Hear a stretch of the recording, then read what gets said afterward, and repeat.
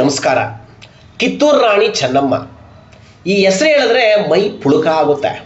ಇವರು ನಮ್ಮ ಕನ್ನಡ ನಾಡಿನ ಹೆಮ್ಮೆಯ ಪ್ರತೀಕ, ಧೈರ್ಯ, ಸ್ವಾಭಿಮಾನ ಮತ್ತು ದೇಶ ಪ್ರೇಮದ ಪ್ರತಿರೂಪ.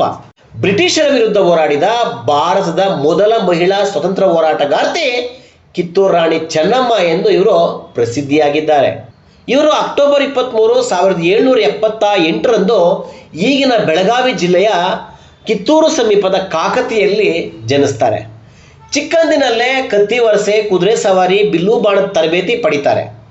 ಧೈರ್ಯ ಮತ್ತು ಬುದ್ಧಿವಂತಿಕೆಯ ಇವರು ನ್ಯಾಯಪರತೆಯಿಂದ ಎಲ್ಲರ ಅಚ್ಚುಮೆಚ್ಚಿನ ವ್ಯಕ್ತಿಯಾಗಿದ್ದರು. ರಾಣಿ ಚೆನ್ನಮ್ಮ ಕಿತ್ತೂರಿನ ಸರ್ದಾರ್ ಮಲ್ಲಸರ್ಜ ದೇಸಾಯಿರನ್ನ ಮದುವೆ ಆಗ್ತಾರೆ. ಈ ದಂಪತಿಗಳಿಗೆ ಮಕ್ಕಳಿರಲ್ಲ. ಪತಿಯ ನಿಧನದ ನಂತರ ದತ್ತುಪುತ್ರ ಶಿವಲಿಂಗಪ್ಪರನ್ನ ರಾಜನಾಗಿ ನೇಮಿಸ್ತಾರೆ. ಆದರೆ ಬ್ರಿಟಿಷರು ದತ್ತು ಮಕ್ಕಳಿಗೆ ಹಕ್ಕಿಲ್ಲ ಎಂಬ ಕಾನೂನು ಜಾರಿಗೆ ತಂದು ಶಿವಲಿಂಗಪ್ಪನನ್ನ ರಾಜ ಅಂತ ಒಪ್ಪಿಕೊಳ್ಳಲ್ಲ. ಇದರ ವಿರುದ್ಧ ಕಿತ್ತೂರು ರಾಣಿ ಚೆನ್ನಮ್ಮ ಹೋರಾಟ ನಡೆಸಬೇಕಾಗುತ್ತೆ.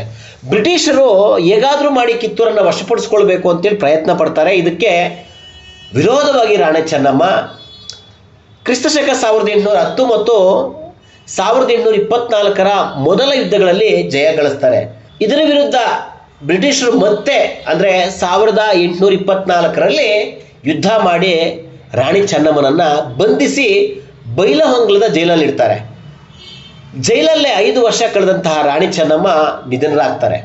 ಕಿತ್ತೂರು ರಾಣಿ ಚೆನ್ನಮ್ಮ ಇಂದು ನಮ್ಮ ಕರ್ನಾಟಕದ ಧೈರ್ಯದ ಸಂಕೇತ.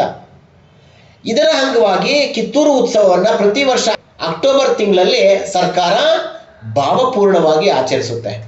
ಬೆಂಗಳೂರು ಸೇರಿದಂತೆ ರಾಜ್ಯದ ಮೂಲೆ ಮೂಲೆಗಳಲ್ಲಿ ಧೈರ್ಯದ ಸಂಕೇತ, ಹೋರಾಟದ ಪ್ರತಿಬಿಂಬವಾಗಿರ್ತಕ್ಕಂಥ ಕಿತ್ತೂರು ರಾಣಿ ಚೆನ್ನಮ್ಮನ ಪ್ರತಿಮೆಗಳನ್ನು, ಸ್ಟ್ಯಾಚ್ಯೂಗಳನ್ನು ಸ್ಥಾಪಿಸಲಾಗಿದೆ. ಇದು ನಮ್ಮ ಹೆಮ್ಮೆಯ ರಾಣಿ ಚೆನ್ನಮ್ಮನ ಬಗ್ಗೆ ನಮಗಿರುವ ಗೌರವ ಮತ್ತು ಅಭಿಮಾನ.